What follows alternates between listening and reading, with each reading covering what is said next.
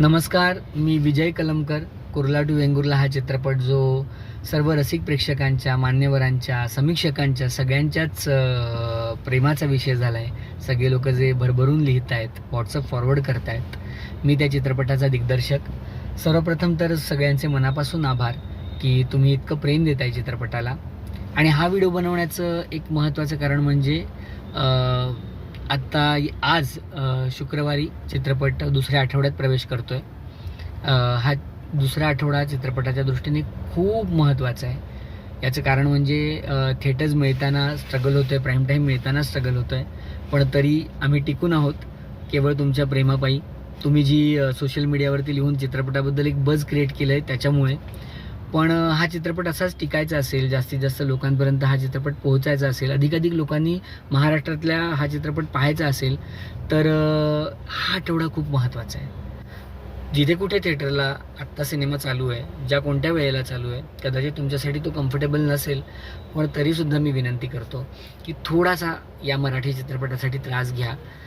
तुम्ही सर्वजण म्हणताय हा चांगला चित्रपट आहे, तर हा चांगला चित्रपट जास्तीत जास्त लोकांपर्यंत पोहोचायचा असेल तर हा आठवडा खूप महत्त्वाचा आहे. चित्रपटगृहात या, चित्रपट बघा, त्याच्याबद्दल जसे आज इतर लोक बोलत आहेत तसे बोला, लिहा. आणि जर हे झालं तर आणि तरच हा चित्रपट थिएटरमध्ये टिकेल, अजून पुढच्या आठवड्यामध्ये प्रवेश करेल, जास्तीत जास्त लोक पाहतील.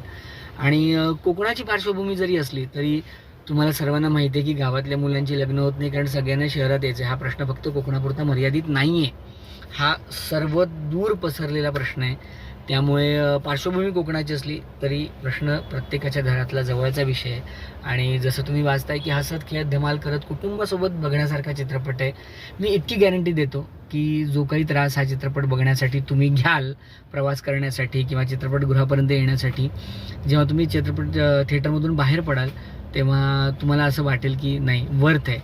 आणि आनंद होईल, तुम्हाला एंटरटेन होऊन तुम्ही थिएटरमधून बाहेर पडाल. फक्त या आठवड्यात तुमच्याकडून सगळ्यांकडून, प्रेक्षकांकडून सहकार्याची अपेक्षा आहे आणि म्हणून हा मी व्हिडिओ बनवला आहे. प्लीज माझ्या या आव्हानाला प्रतिसाद द्या.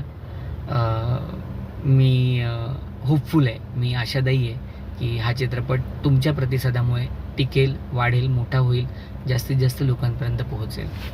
थँक्यू.